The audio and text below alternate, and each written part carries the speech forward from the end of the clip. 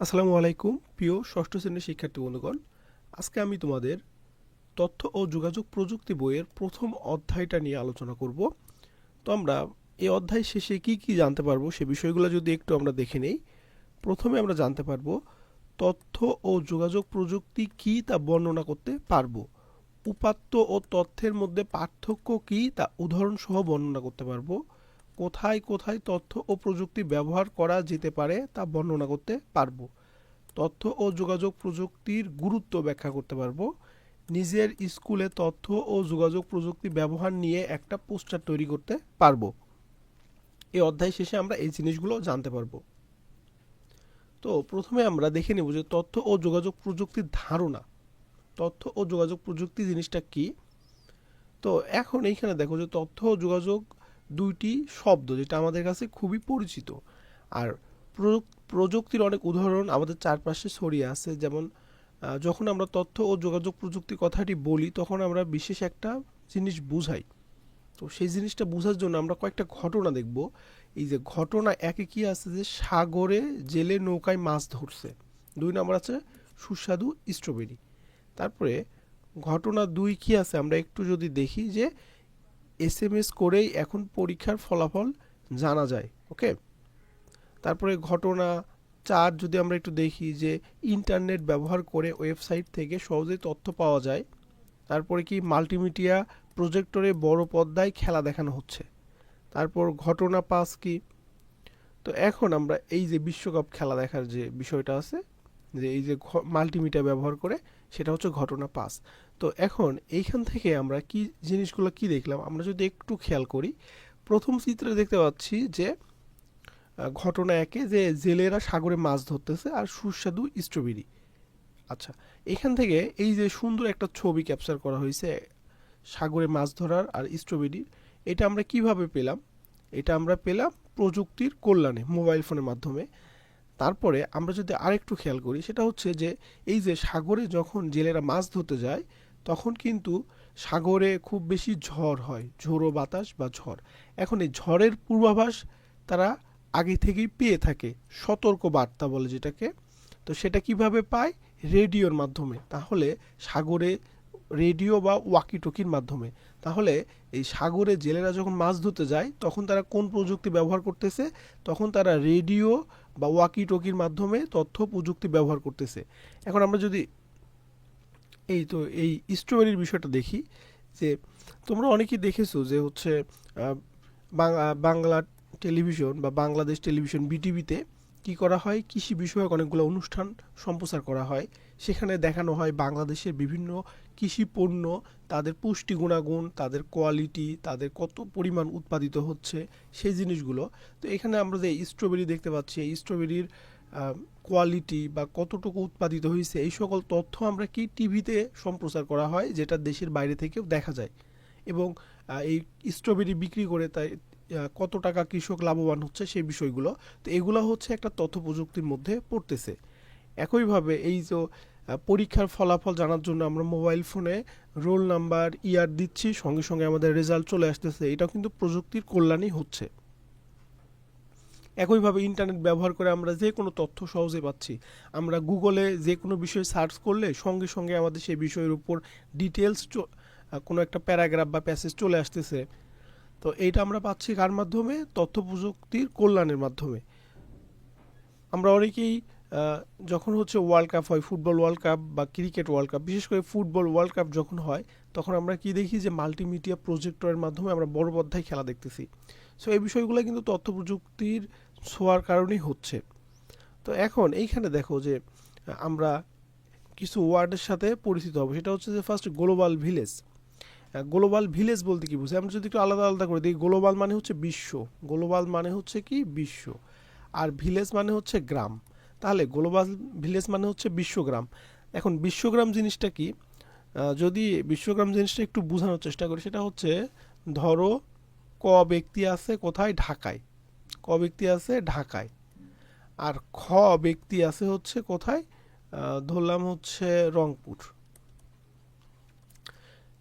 এখন ক আর খ হচ্ছে 2 বন্ধু, তারা যদি ক ব্যক্তি কোথায়? ঢাকায়, খ ব্যক্তি রংপুর।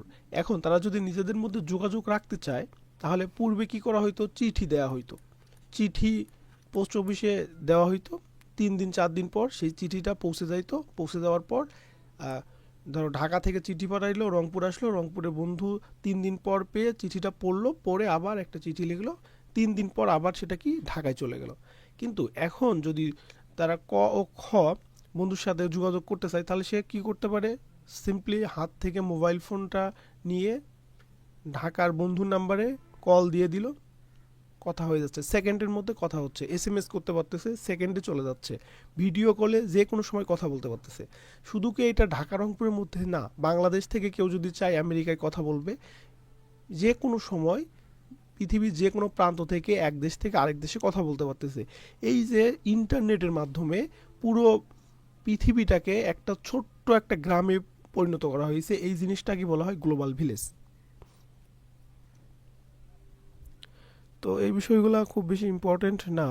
তথ্য ও উপাত্ত, এখন তথ্য আর উপাত্ত জিনিসটা যদি একটু চিন্তা করি, তথ্য আর উপাত্ত, এই উপাত্ত হচ্ছে যে ইউনিট, কোনো একটা টেবিল, যদি আমরা একটা টেবিল নেই, যেটা হচ্ছে নাম আর এটা হচ্ছে রোল, নাম নিলাম হচ্ছে ক, রোল হচ্ছে 1, নাম নিলাম খ, রোল হচ্ছে 02। এই যে ক একটা উপাত্ত, খ একটা উপাত্ত, এই যে গ একটা উপাত্ত, তাহলে এই টেবিলের সর্বনিম্ন যে ইউনিটটা সেটাই কিন্তু উপাত্ত। আর এই উপাত্তগুলোকে যখন তুমি প্রক্রিয়াকরণ করা হবে, যাচাই বাছাই করা হবে, যাচাই বাছাই করার পর বা প্রক্রিয়াকরণ করার পর যে জিনিসটা পাওয়া যাবে সেটাই হচ্ছে তত্ত্ব। তাহলে তত্ত্বের একক হচ্ছে উপাত্ত, আর উপাত্তগুলোকে প্রক্রিয়াকরণ করার পর যেটা পাওয়া যায় সেটাই হচ্ছে তথ্য। আচ্ছা, আমরা এখন হচ্ছে অনুশীলনীতে চলে যাই।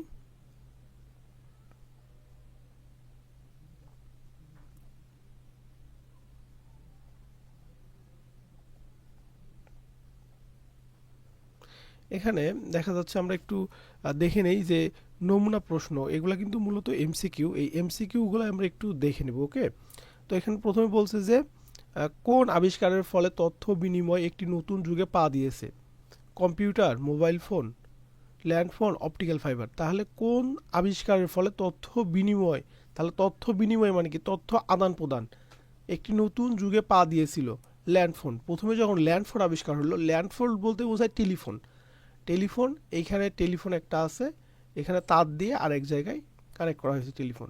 তাহলে যখন টেলিফোন আবিষ্কার করা হইলো, তখন মানুষদের মাথায় তথ্য বিনিময়ের জন্য নতুন একটা যুগ আসলো, এবং তখন তারা চেষ্টা করলো যে তার ছাড়া মোবাইল ফোন কিভাবে আবিষ্কার করা যায়। তাহলে প্রথম অ্যান্সার হচ্ছে খ।